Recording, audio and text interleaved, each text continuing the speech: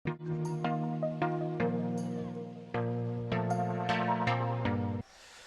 वालेकुम students, 10th class physics chapter number हमारे पास 11 है। चैप्टर का नेम है साउंड। तो इसका हमने लेक्चर 1 जो है वो लिया था, उसमें हमने साउंड को डिस्कस किया था, साउंड के मुतालिक बताया था। उसके सिलसिले में 2 एक्टिविटीज़ की थी हमने, एक ट्यूनिंग फोर्क को लेकर और दूसरा उसके बाद जार के अंदर डोरबेल को लेकर। तो उसमें वैक्यूम के ज़रिए से हमने ये बताया था कि कोई भी साउंड जब प्रोड्यूस होती हैं तो साउंड प्रोड्यूसिंग होना due to the vibration of a body, उस वजह से। लेकिन जो साउंड एक जगह से दूसरी जगह ट्रैवल करती हैं उसकी सोर्स जो है वो हमारे पास कोई ना कोई मीडियम होता है, जैसे हमने साउंड का यहाँ पे मीडियम एयर को लिया था। आज जो है हम कैरेक्टरिस्टिक्स ऑफ साउंड जो हैं उनके मुतालिक पढ़ते हैं। हमारा आज का टॉपिक जो है वो है कैरेक्टरिस्टिक्स ऑफ साउंड। साउंड की खुसूसियात के मुतालिक हम पढ़ेंगे आज कि साउंड जो है वो किस तरह से वेरी करती हैं, कौन सी चीज़ें हैं जो साउंड को इफ़ेक्ट करती हैं। तो सबसे पहले कैरेक्टरिस्टिक्स ऑफ साउंड में मैं सबसे पहली डेफिनेशन जो है वो आज करूँगा लाउडनेस की डेफिनेशन जो है, ठीक है। यहाँ पे मैं नाम लिखता हूँ उसका loudness.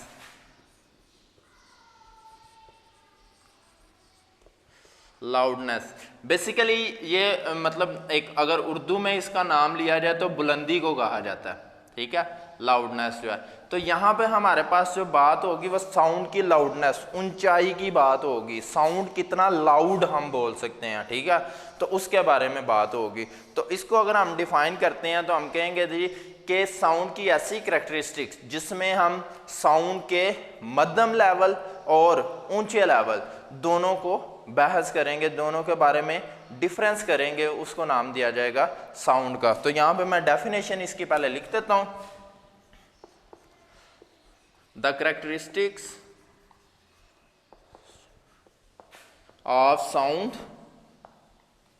In which we can distinguish, फर्क कर सकते हैं between the loud and faint sound, यानी कि एक ऊंची आवाज़ में और एक मध्यम आवाज़ में जो फ़र्क किया जा सकता है उसको नाम दिया जाता है लाउडनेस का, ठीक है। जैसे कि अगर मैं बोल रहा हूँ और मैं बहुत ही लाउड बोलता हूँ, जैसे हमें किसी मजमे में बोलना पड़ता है, ठीक है, किसी गैदरिंग में बोलना पड़ता है तो हमें थोड़ा लाउडली स्पीक करना पड़ेगा। और अगर मैं किसी सिंगल पर्सन को ऑफिस में जाकर उसके टेबल के पास बैठकर या उसकी चेयर के पास बैठ के तो बात कर रहा हूँ तो फिर मेरा लहजा जो है वो बड़ा मध्यम होगा, कदरे मध्यम होगा। तो ये जो डिफरेंस है ना, इस डिफरेंस, इस क्वालिटी को नाम दिया जाता है, इस कैरेक्टरिस्टिक को नाम दिया जाता है लाउडनेस का। अब लाउडनेस किस किस पर डिपेंड करती है? लाउडनेस हमारे पास 3 चीज़ों पर डिपेंड करती है। एक, सबसे पहले तीनों चीज़ों को मैं हाईलाइट कर देता हूँ। Amplitude of vibrating body, number 2 area of vibrating body, और number 3 distance from the vibrating body. तो ये 3 चीज़ें हैं जिन पर लाउडनेस जो है वो डिपेंड करती है। तो मैं ना इस तीनों टॉपिक को करने से पहले एक चीज़ आपको जो मेंटली तौर पर आप जिसके लिए रेडी हो जाएंगे, यहाँ पे मैं एक लफ्ज़ लिख लेता हूँ डायरेक्टली, सेकंड में भी लिख लेता हूँ डायरेक्टली, इजीली क्लियर हो जाएगा आपको, इसी चीज़ से पूरा टॉपिक समझ आ जाएगा। और तीसरा यहाँ पे, थर्ड यहाँ पे लिख लेता हूँ इनवर्सली। अब ये मैंने 3 जो है ना वो इसकी ये लिखी हैं जिन पर लाउडनेस जो है ना वो डिपेंड कर रही है। 3 फैक्टर्स हैं हमारे पास। नंबर 1 पे है amplitude of vibrating body, number 2 पे है एरिया ऑफ वाइब्रेटिंग बॉडी, और नंबर 3 पे है डिस्टेंस फ्रॉम वाइब्रेटिंग बॉडी। ये जो मैंने 3 लफ्ज़ यहाँ पे यूज़ किए हैं डायरेक्टली कोई उर्दू में कहा जाता है बराह रास्त या रास्त मुतनासब कहा जाता है, और इनवर्स को कहते हैं माकूस मुतनासब। ठीक है, तो अगर मैं बात करता हूँ एम्पलीट्यूड ऑफ वाइब्रेटिंग बॉडी की, एम्पलीट्यूड की डेफिनेशन चैप्टर नंबर 10 के अंदर जो है वो ऑलरेडी डिस्कस की हुई है। The distance from mean position to extreme position is called its amplitude. किसी भी जिस्म का उसकी वस्ती पोजीशन से इंतहाई पोजीशन तक का जो फासला है वो क्या कहलाता है, उसका एम्पलीट्यूड। तो एम्पलीट्यूड जो है, ठीक है, ये जितना ज़्यादा होगा इट्स मीन्स कि लाउडनेस साउंड की उतनी ज़्यादा हो जाएगी। बड़ा इजी है इस चीज़ को ना क्लैरिफाई करना। डायरेक्टली का मैंने वर्ड इसीलिए यहाँ पे यूज़ कर लिया है कि अगर एम्पलीट्यूड इंक्रीज हो रहा है तो इट्स मीन्स के वहाँ पर जो है वो साउंड की लाउडनेस भी इंक्रीज हो रही है। ठीक है, इसकी मिसाल ऐसे है जैसे एक डोरी को लिया जाता है, जैसे गिटार की स्ट्रिंग है उसको लिया जाता है, तो गिटार की स्ट्रिंग मेरे पास लेट्स सपोज ये इस तरह, ठीक है, अगर ये वाइब्रेट करती है सिर्फ इतने से एरिया में, ये जो मैंने सर्कल लगाए हैं, तो फिर लाउडनेस की शिद्दत जो है वो कदरे कम होगी।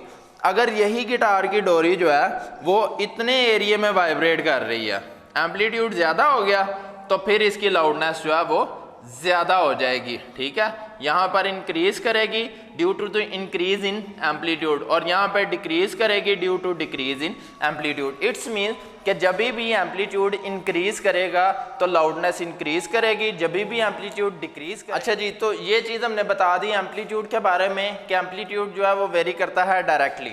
नेक्स्ट हम चलते हैं एरिया ऑफ वाइब्रेटिंग बॉडी।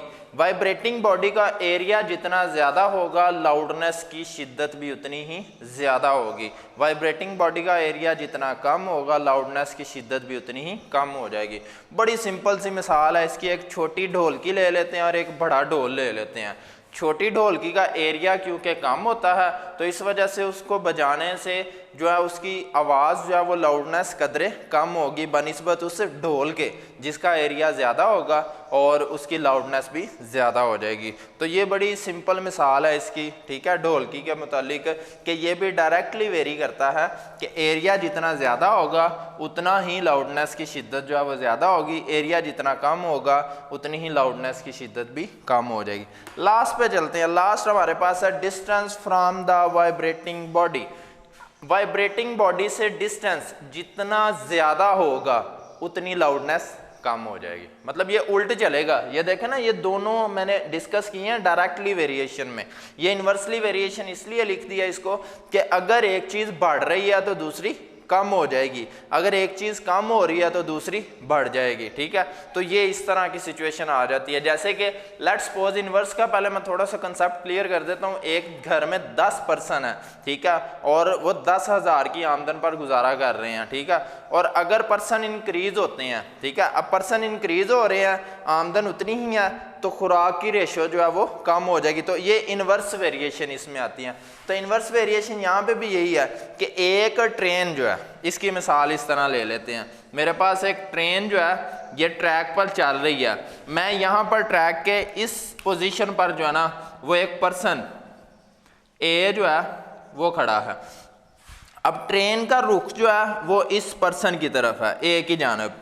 तो देखते हैं ट्रेन जैसे जैसे उस पर्सन के नज़दीक आ रही है क्या हो रहा है, फासला कम हो रहा है, जिसकी वजह से लाउडनेस जो है वो ज़्यादा हो रही है। कि आप किसी रेलवे फाटक के करीब खड़े हैं और ट्रेन आने वाली हो तो आप इजीली उसकी साउंड को डिटेक्ट कर सकते हैं कि वो जैसे जैसे आपके नज़दीक आ रही है वैसे वैसे क्या होगा, साउंड की लाउडनेस बढ़ती जाएगी आवाज़, हत्ता कि वो आपके बिल्कुल जब करीब पहुँचेगी तो उसकी लाउडनेस पीक पे होगी। ठीक है, सबसे ज़्यादा होगी। अब क्योंकि ट्रेन ने वहाँ पे रुकना नहीं है, वो वहाँ से निकलने लगी है आगे की तरफ उसी डायरेक्शन में।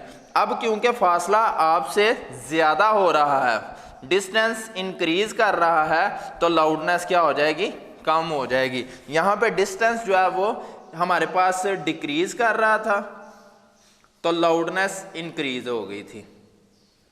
ठीक है जी, तो ये इन्वर्स वेरिएशन के मुतालिक है मेरे पास यहाँ पे कि अगर हमारे पास डिस्टेंस इंक्रीज करता है तो लाउडनेस डिक्रीज करती है, अगर डिस्टेंस डिक्रीज करता है तो लाउडनेस इंक्रीज करती है। तो ये इन तीनों को कवर कर लिया हमने। लास्ट पे मैं 2 डेफिनेशंस हैं उनको एलैबोरेट कर देता हूँ। एक मेरे पास आएगा पिच की डेफिनेशन है, ठीक है, the characteristics of sound in which we can distinguish, सारी डेफिनेशन वही चलेगी जो ऑलरेडी हमने पढ़ लिया, ठीक है। The characteristics of sound in which we can distinguish between loud and faint की जगह पे यहाँ पे दो लफ्ज इस्तेमाल होंगे, श्रिल एंड ग्रेव साउंड। अब श्रिल किसको कहा जाता है? श्रिल बारीक आवाज को कहा जाता है और ग्रेव भारी आवाज को कहा जाता है। तो बारीक और भारी आवाज दोनों में जो फर्क होता है उसको पिच का नाम दिया जाता है, ठीक है जी। और लास्ट पे जो डेफिनेशन इस टॉपिक के अंदर है वो है जी क्वालिटी की। क्वालिटी नाम से जाहिर है, क्वालिटी किसको कहा जाता है? किसी चीज़ के मयार को, उसकी काबिलियत को, ठीक है, कि वो किस तरह की क्वालिटी जो है वो रख रहा है। तो क्वालिटी की जब मैं डेफिनेशन करूंगा, अगेन लाउडनेस की ही डेफिनेशन पे चलूंगा। The characteristics of sound in which we can distinguish between the sound of same pitch and loudness, एक ही पिच और लाउडनेस की साउंड के दरमियान जो फर्क किया जाएगा उसको नाम दिया जाता है क्वालिटी का, ठीक है। तो यहां पे मैं लिख देता हूं, इट इज द, ये वही दोबारा definition, the characteristics of sound in which we can distinguish between, यहां तक यही चलेगी, ठीक है। तो यहां पे लिख दूंगा between the two sound of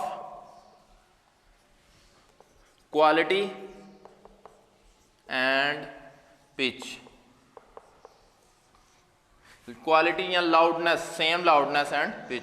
जब लाउडनेस और पिच के मुतालिक जब बात की जाएगी तो उसको नाम दिया जाता है उसकी क्वालिटी का। सो स्टूडेंट्स, आज का हमारा ये लेक्चर नंबर 2 जो है वो कंप्लीट हो गया, जिसमें हमने कैरेक्टरिस्टिक्स ऑफ साउंड के मुतालिक पढ़ा है, लाउडनेस के पढ़ा, लाउडनेस किन पर डिपेंड कर रही है उसके बारे में पढ़ा है, और पिच और क्वालिटी की डेफिनेशन की है। तो आज के लिए इतना ही, मिलते हैं अगले लेक्चर में। अल्लाह हाफिज़।